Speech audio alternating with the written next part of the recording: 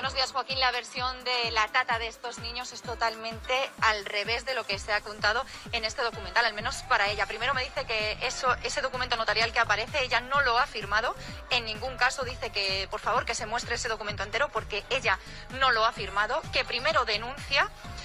Es después cuando esta revista saca en la publicación que ella ha denunciado porque ha visto varias cosas en la casa durante estos 2 años que no le han gustado nada. Dice que lo haría con cualquier persona.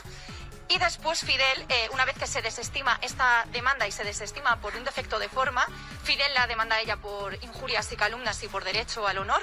Esta la pierde Fidel, de nuevo vuelve a recurrir y de nuevo vuelve a perder Fidel. Todos estos documentos nos los ha hecho llegar, con lo que puedo decir que parecen, vamos, que son ciertos. Hemos hablado de muchas cosas, entre ellas me dice que en ningún caso Antonio David ni la manipula ni la da ningún tipo de retribución económica, que fue algo que hizo ella por hacer un bien y porque dice que no puede ver cosas como la que ella cuenta que vio en la casa de Rocío Carrasco y Fidel Albiac. Vamos a escucharla. Estuviste trabajando con Fidel y Rocío, ¿no? Sí, yo entré a trabajar cuando se acabó de separar de David.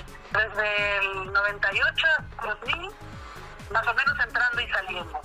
Porque había cosas que no me gustaban, me marchaba, pero quería mucho a los niños, luego volvía otra vez. Por lo que yo vi, que no se corregía, y que era por lo que me iba y luego terminaba volviendo, presenté una denuncia.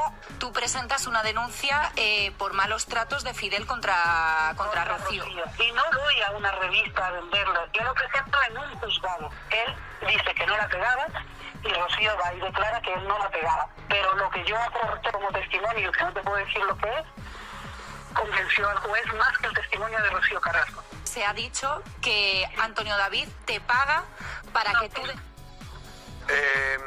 Ella sostiene que no, que ni le paga dinero a Antonio David, ni la manipula para que vaya a hacer esa denuncia o para intentar que vaya a sentarse en tómbola a hablar de este episodio que ella sostiene que se produjo, aunque la justicia lo archiva. La verdad es que es todo muy sórdido. Que volvemos a lo mismo. Estamos en lo de siempre, es todo absolutamente sórdido este tipo de cosas.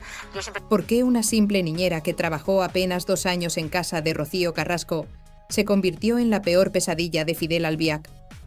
¿Por qué este hombre, que presume de ser abogado, perdió todos y cada uno de los juicios que interpuso contra ella? ¿Por qué una mujer que podría haberse forrado vendiendo exclusivas a las revistas durante 25 años ha elegido el silencio? ¿Qué vio realmente Irma Gómez dentro de esa casa que tanto miedo le da a Fidel que salga a la luz?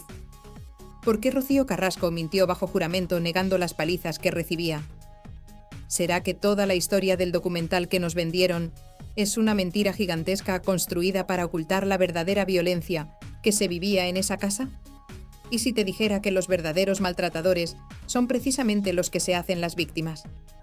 Hoy vas a descubrir la verdad más incómoda de toda la saga Carrasco Flores. La verdad que Telecinco ocultó cuando emitió el documental de Rocío. La verdad que los tertulianos ignoraron cuando aplaudían cada lágrima de Rocío Carrasco. La verdad que está escrita en sentencias judiciales, pero que nadie quiso leer. Porque resulta que antes de que Rocío acusara a Antonio David de maltrato, hubo otra persona que denunció maltrato en esa familia. Y esa persona no denunció a Antonio David. Denunció a Fidel Albiac, el mismo Fidel que aparece en el documental como el marido perfecto. El Salvador, el hombre bueno que rescató a Rocío del monstruo. Pero cuando lees las denuncias, cuando analizas las sentencias, cuando escuchas los testimonios, descubres que todo es una inversión perfecta de la realidad. Que Fidel era el maltratador y Antonio David el padre que intentaba proteger a sus hijos. Que Rocío era la mujer maltratada que después se convirtió en cómplice de su maltratador. Que todo lo que nos contaron en televisión era una mentira perfectamente construida. Y la única persona que puede demostrarlo es Irma Gómez, una niñera paraguaya que cuidó a Rocío Flores y David Flores cuando eran pequeños, y que vio horrores que marcarían a cualquiera. Esta es su historia. La historia que nadie quiere que conozcas. La historia que desmonta 25 años de mentiras. La historia que explica por qué Rocío Flores no habla con su madre. La historia real. Noviembre de 1999. Madrid, barrio del Encinar de los Reyes. Una zona residencial tranquila donde viven familias acomodadas. En una de esas casas empieza a trabajar Irma Gómez como empleada del hogar. No es cualquier casa. es la casa de Rocío Carrasco, hija de la grandísima Rocío Jurado, y de su nueva pareja, Fidel Albiac, un hombre sevillano sin estudios que se ha convertido en la sombra de Rocío, el que controla todo, el que decide todo, el que maneja todo. Irma llega con referencias impecables. Es una mujer paraguaya trabajadora, honesta, que vino a España buscando una vida mejor. Le ofrecen un trabajo interno, vivir en la casa, cuidar a los 2 niños pequeños de Rocío. Rocío Flores, que acaba de cumplir 4 años, y David Flores, que apenas tiene 2. 2 criaturas preciosas que acaban de vivir la separación de sus padres, que no entienden por qué su padre ya no vive con ellos, que no entienden quién es ese señor nuevo que duerme en la cama de su madre. Porque la separación de Rocío Carrasco y Antonio David Flores no fue limpia, fue caótica, fue traumática y sobre todo fue solapada con el inicio de la relación con Fidel. Rocío no esperó a estar divorciada para empezar con otro. Y eso, aunque muchos lo critiquen por razones morales, es algo que pasa constantemente en la vida. Las relaciones se solapan, una empieza antes de que termine la otra. No es bonito, pero es humano, es real, es normal. Lo que no es normal es lo que vino después, porque cuando una relación nueva empieza, la gente suele estar enamorada, ilusionada, en esa fase donde todo es maravilloso, donde solo ves las virtudes del otro, donde estás con las hormonas revolucionadas y pareces un adolescente.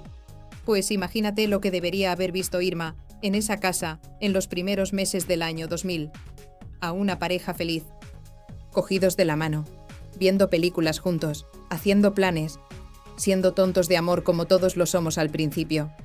Pero Irma no vio eso.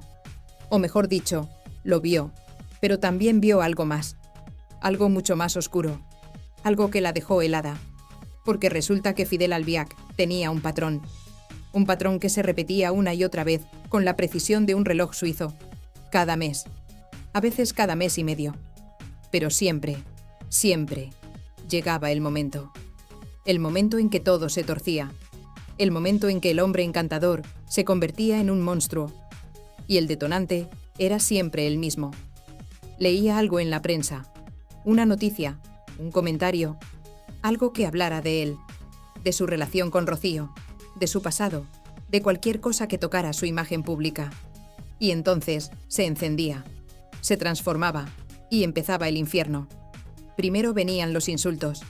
Fidel, ese hombre que en público era educado y correcto, en privado llamaba a Rocío retrasada mental, mongola, inútil. Le decía que no servía para nada, que sin él no era nadie, que su carrera estaba acabada, que la gente se reía de ella, que nadie la quería, que sus propios hijos la odiaban. Un bombardeo constante de humillaciones diseñado para destruir su autoestima, para hacerla sentir que no valía nada, para que creyera que merecía todo lo malo que le pasaba. Y Rocío aguantaba, callaba, bajaba la cabeza, intentaba no provocar más, porque había aprendido que cuando Fidel empezaba con los insultos, era mejor no responder, porque si respondías, entonces venía lo peor. Entonces llegaba la violencia física. Fidel le ponía zancadillas para que se cayera, le daba cachetadas, la empujaba contra las paredes, la cogía del brazo con tanta fuerza que le dejaba marcas. Moratones que Rocío intentaba ocultar con maquillaje, lesiones que explicaba como accidentes, caídas tontas, golpes sin importancia. Todas las excusas que ponen las víctimas de violencia de género cuando intentan proteger a su agresor. Y lo peor de todo es que esto pasaba delante de los niños. Rocío Flores, con 4 años, y David, con 2, estaban en esa casa. Escuchaban los gritos, veían los golpes, presenciaban cómo su madre era humillada una y otra vez. Y eso deja huella, eso marca, eso destroza la infancia de cualquier criatura. Irma lo veía todo, porque vivía allí, porque estaba las 24 horas, porque era testigo directo de cada episodio de violencia. Y al principio no sabía qué hacer.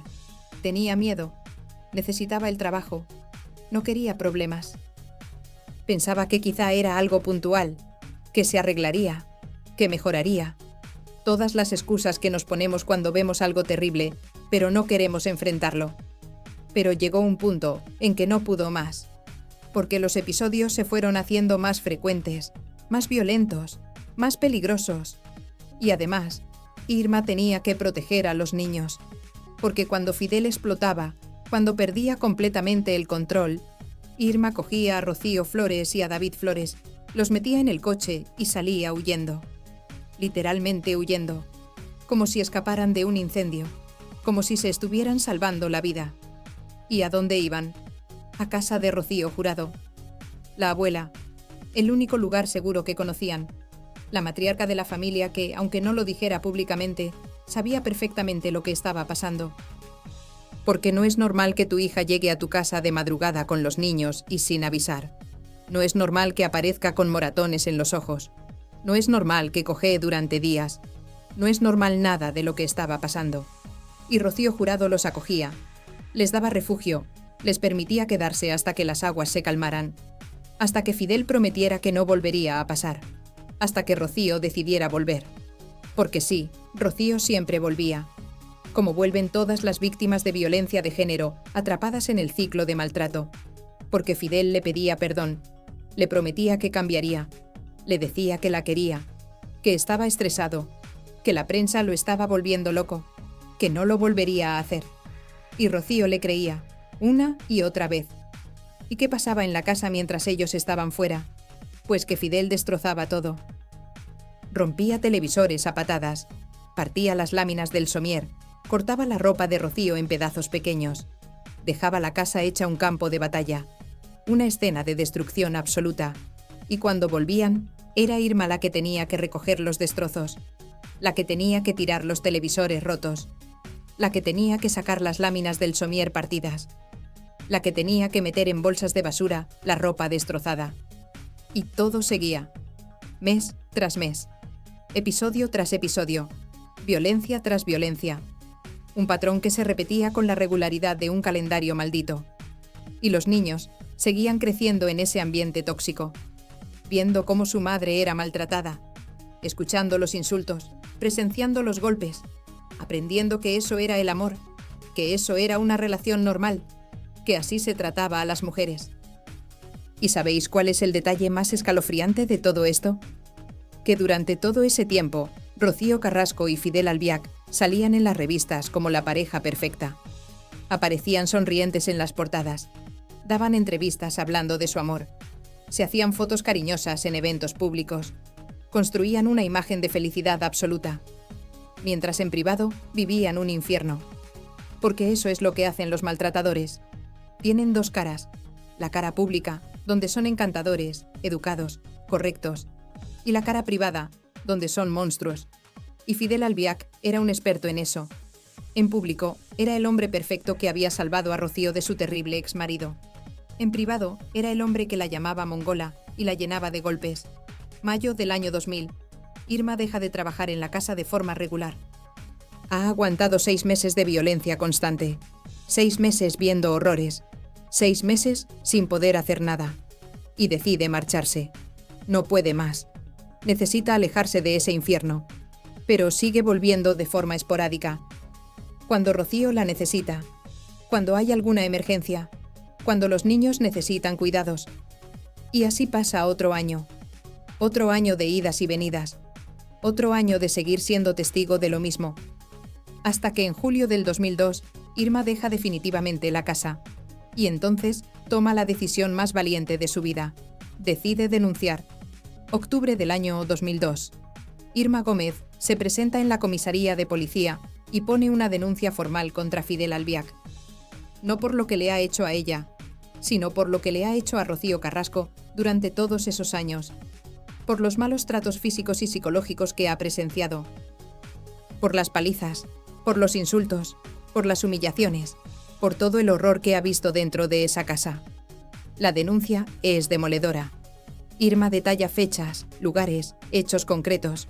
Habla de las zancadillas, de las cachetadas, de los moratones en los ojos de Rocío, de las veces que tuvieron que huir a casa de Rocío Jurado, de los televisores rotos, de las láminas del somier partidas, de la ropa cortada en pedazos, de todo.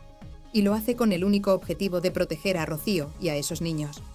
Porque Irma no busca dinero, no quiere fama, no quiere salir en la televisión, solo quiere que alguien haga algo, que alguien proteja a esa mujer, que alguien saque a esos niños de ese ambiente, que la justicia actúe, que Fidel Albiac pague por lo que está haciendo.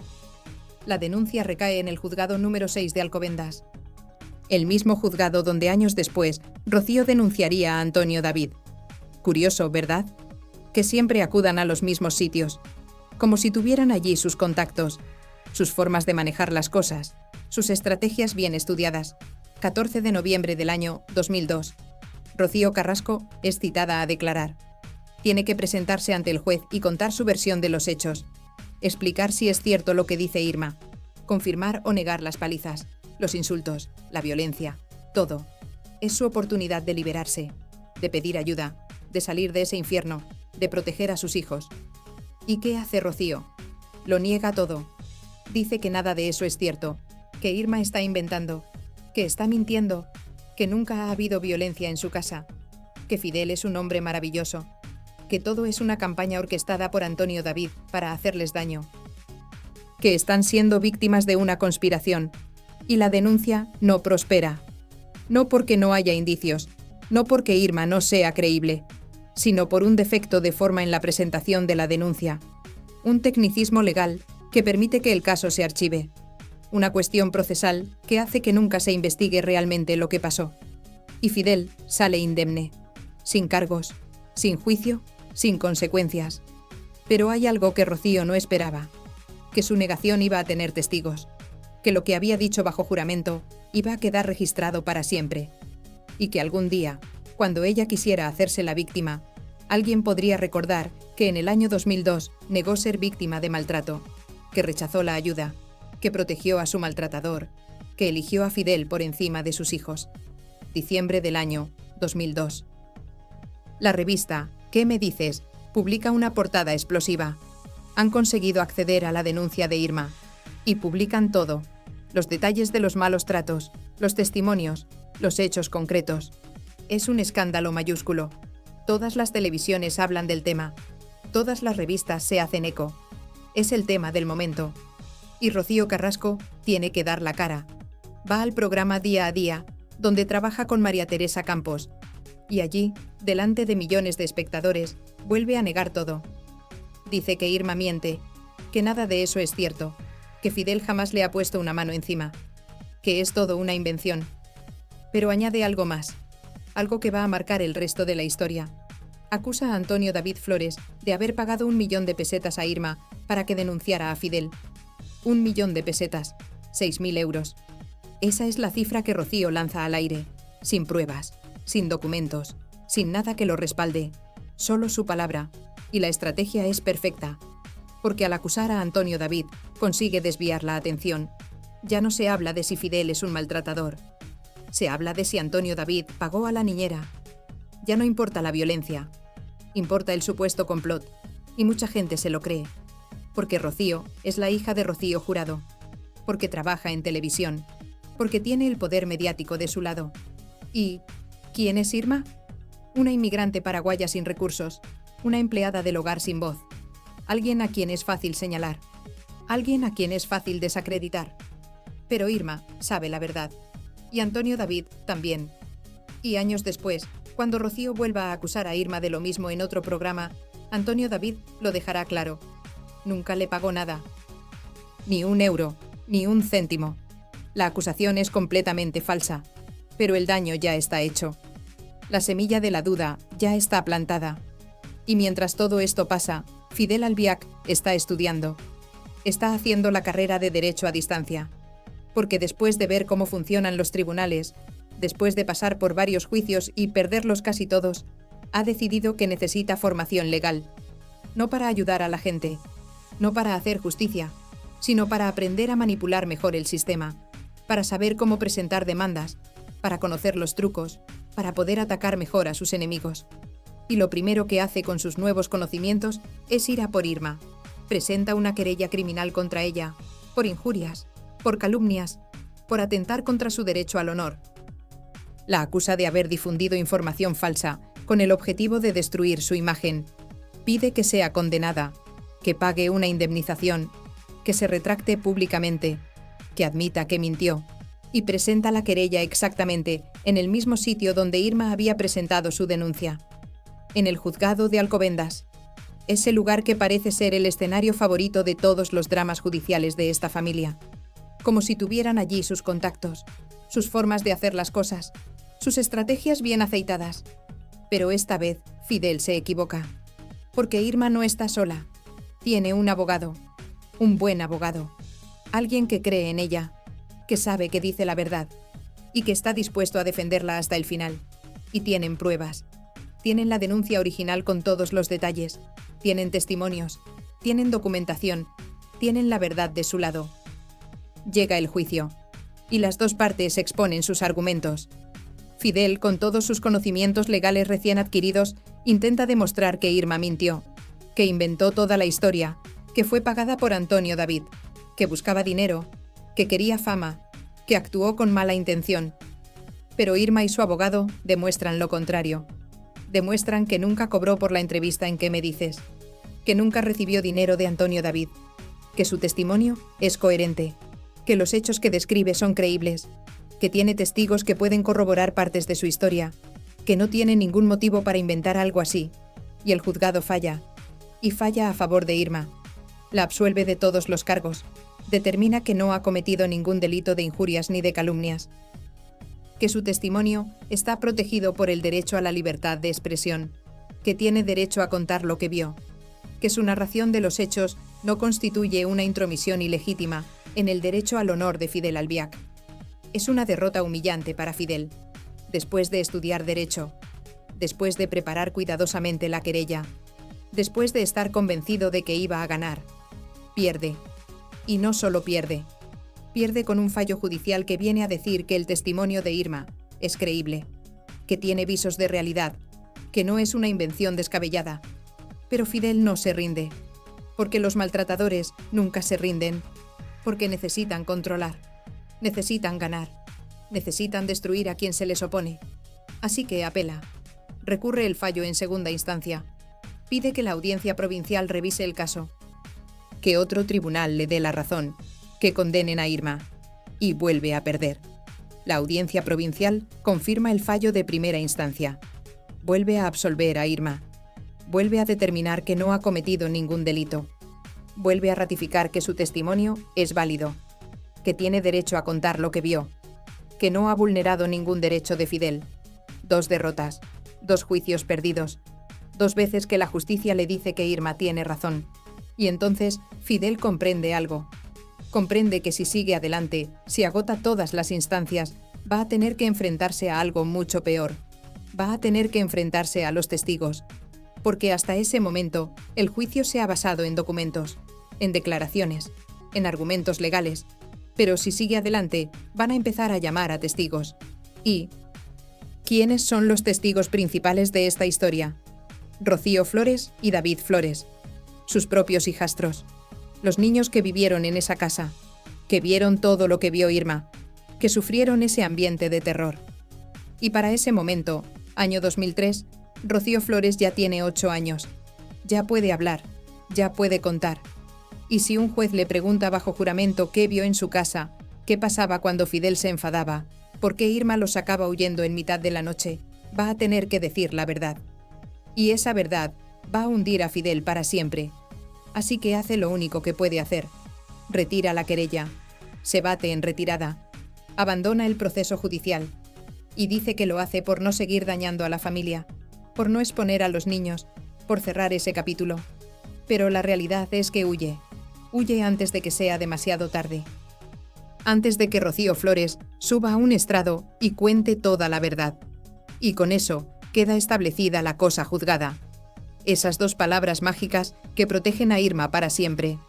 Porque cuando un tribunal se pronuncia sobre un asunto, y ese asunto no se recurre hasta el final, queda establecido que no se puede volver a juzgar, que la decisión judicial es definitiva.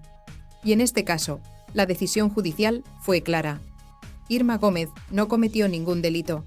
Su testimonio es válido. Tiene derecho a contar lo que vio.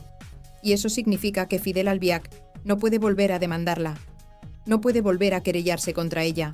No puede hacer nada para callarla. Porque los tribunales ya dijeron que ella tiene razón. Ya determinaron que su testimonio es creíble. Ya establecieron que está protegida por la libertad de expresión. Pasan los años. Irma desaparece del mapa mediático. No vuelve a dar entrevistas. No vuelve a hablar del tema. Sigue con su vida. Trabaja. Cuida a otras familias. Intenta olvidar todo lo que vivió en esa casa. Intenta dejar atrás esos 2 años de horror. Intenta no pensar en esos niños que quedaron atrapados en ese infierno. Mientras tanto, Rocío Carrasco y Fidel Albiac siguen construyendo su vida. Se casan, aparecen en televisión, dan entrevistas, montan empresas y, sobre todo, construyen una narrativa. Una narrativa donde ellos son las víctimas, donde Antonio David es el malo, donde todo el sufrimiento viene de él, donde Fidel es el salvador que rescató a Rocío del monstruo. Y durante años funciona. La gente se olvida de Irma, se olvida de la denuncia, se olvida de los juicios que Fidel perdió, se olvida de todo. Porque Rocío y Fidel son expertos en controlar el relato, en aparecer donde conviene, en decir lo que hay que decir, en construir la imagen perfecta, hasta que llega marzo de 2021. Y Telecinco emite el documental Rocío, contar la verdad para seguir viva. Un documental donde Rocío Carrasco cuenta su versión de los hechos, donde acusa a Antonio David de haberla maltratado durante años, donde dice que sus hijos están manipulados, donde se hace la víctima absoluta de todo. Y en ese documental aparece Fidel como el héroe, como el hombre perfecto que la salvó, como el marido ejemplar que la ha apoyado en todo, como el único que la ha querido de verdad. Y Rocío llora, y la gente llora con ella, y todo el mundo se cree la historia, porque está bien contada, porque está bien producida, porque tiene todos los elementos de un buen drama televisivo. Pero hay gente que no lo olvida, gente que recuerda lo de Irma, gente que busca las hemerotecas, que encuentra las noticias antiguas, que recupera la denuncia, que recuerda los juicios. Y empiezan a preguntarse, si Fidel es tan perfecto, ¿por qué perdió todos los juicios contra Irma? Si Rocío es tan víctima, ¿por qué negó ser maltratada en el año 2002? Si todo es verdad, ¿por qué hay tantas contradicciones? Y entonces, Rocío vuelve a hablar de Irma en el programa. Vuelve a acusarla de haber cobrado dinero de Antonio David. Vuelve a decir que todo es mentira. Vuelve a intentar desacreditar a la única persona que se atrevió a denunciar lo que pasaba en su casa. Y eso es demasiado para Irma, porque una cosa es guardar silencio cuando nadie habla de ti. Y otra muy distinta es quedarte callada cuando te están difamando en televisión nacional, cuando te están acusando de haber mentido, cuando te están llamando vendida, cuando están destruyendo tu reputación delante de millones de personas. Así que Irma rompe su silencio, da una entrevista, cuenta otra vez su historia, recuerda los hechos, muestra las sentencias que la absolvieron, deja claro que nunca cobró nada, que Antonio David nunca le pagó, que todo lo que contó es verdad, y sobre todo, recuerda que Fidel perdió todos los juicios, que la justicia le dio la razón a ella, que hay cosa juzgada. Y también dice algo más, algo demoledor. Dice que Antonio David es de lo mejor que tienen esos niños, que Rocío no cuenta la verdad, que cuenta medias verdades, que su sufrimiento es real, pero que está equivocada sobre quién se lo causó. Porque el maltratador nunca fue Antonio David. El maltratador siempre fue Fidel. Y hay más, porque Irma también habla del estado de Rocío. Y dice algo que debería hacer reflexionar a todo el mundo. Dice que Rocío no es feliz, que sigue con la misma angustia que tenía hace 25 años, que sigue con esa depresión, con esa ansiedad, que no ha mejorado, que lleva 25 años así. ¿Y qué significa eso? Pues significa que si realmente el problema hubiera sido Antonio David, Rocío debería estar bien ahora. Han pasado 25 años desde que se separaron, 25 años viviendo con Fidel, 25 años alejada de Antonio David. Si él hubiera sido el maltratador, ella debería haberse recuperado, debería ser feliz, debería estar en paz, pero no lo está. Sigue mal, sigue sufriendo, sigue con ansiedad, sigue con depresión. ¿Y por qué? Porque el maltratador sigue en su vida, porque vive con él, porque está casada con él, porque Fidel nunca dejó de ser quien era. Un hombre violento, un hombre controlador, un hombre que la destruye poco a poco desde hace 25 años. Pero Rocío no puede admitirlo, porque admitirlo significaría reconocer que ha desperdiciado 25 años de su vida, que ha alejado a sus hijos por un hombre que no vale la pena, que eligió mal, que se equivocó, y eso es demasiado doloroso de aceptar. Así que sigue mintiendo, sigue culpando a Antonio David, sigue haciéndose la víctima del hombre equivocado, y Fidel sigue controlando su vida, controlando su dinero, controlando su imagen, controlando su narrativa, controlando todo, porque eso es lo que hacen los maltratadores. No pegan todos los días, no insultan constantemente, pero controlan siempre. Y Rocío está tan atrapada ahora como lo estaba en el año 2000. Y mientras tanto, Irma sigue siendo la única que dijo la verdad, la única que se atrevió a denunciar, la única que puso en riesgo su trabajo, su reputación, su vida para intentar salvar a una mujer y a 2 niños. ¿Y cómo le pagaron? Con mentiras, con acusaciones, con intentos de destruir su credibilidad, con juicios, con intentos de callarla. Pero no pudieron, porque Irma tenía la verdad, y la verdad siempre sale. Quizá tarde, quizá cueste, pero siempre, siempre sale. Y en este caso, salió en las sentencias judiciales, en los fallos que absolvieron a Irma, en los juicios que Fidel perdió, en la cosa juzgada que protege a Irma para siempre. Y ahora tú lo sabes. Sabes que antes de que Rocío acusara a Antonio David, hubo otra persona que denunció maltrato en esa familia. Y esa persona no denunció a Antonio David, denunció a Fidel. Sabes que Rocío negó ser maltratada en el año 2002, que protegió a su maltratador, que eligió a Fidel por encima de la verdad. Sabes que Fidel perdió todos los juicios contra Irma, que la justicia le dio la razón a ella, que no pudo demostrar que ella mentía. Y sabes que todo el documental que nos vendieron es una inversión de la realidad, que cogieron la violencia que Fidel ejercía sobre Rocío y se la endosaron a Antonio David, que construyeron una narrativa falsa, que manipularon a la opinión pública, que engañaron a millones de personas, que montaron el show perfecto. Pero hubo alguien que no se cayó, alguien que dijo la verdad a pesar de las amenazas, alguien que se enfrentó al poder a pesar de las consecuencias, alguien que nunca cobró ni un euro por su testimonio, alguien que solo quería proteger a 2 niños y a una mujer maltratada.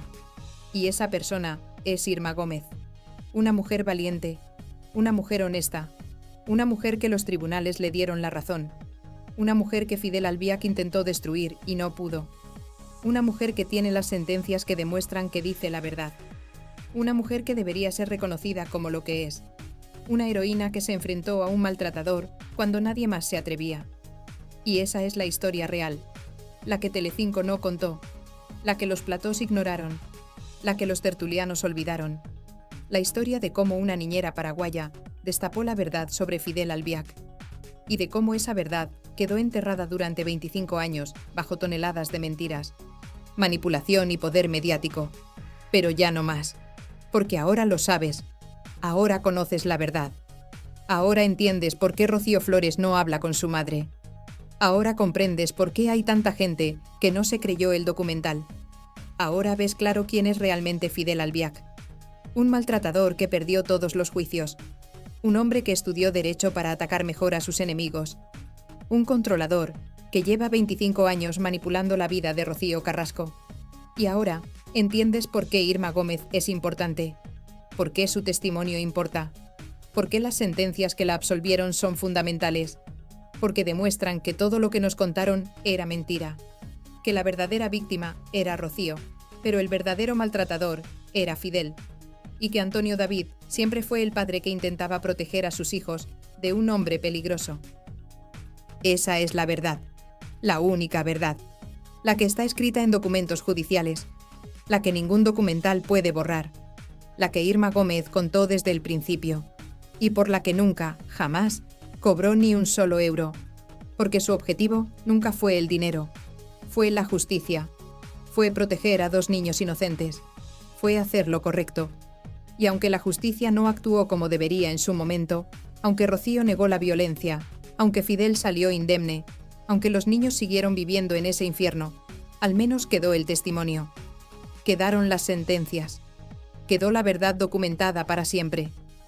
Y 25 años después, esa verdad sigue ahí, intacta, inalterable, protegida por la cosa juzgada, esperando a que alguien la rescate del olvido, esperando a que alguien la cuente, esperando a que se haga justicia de verdad. Y hoy se ha contado. Hoy se ha hecho justicia. Justicia para Irma, que fue difamada. Justicia para esos niños, que crecieron en el terror. Justicia para todos los que siempre supieron que algo no cuadraba en la historia oficial. Y sobre todo, justicia para la verdad. Esa verdad que Fidel Albiac intentó callar durante 25 años. Y que hoy, por fin, ha salido a la luz.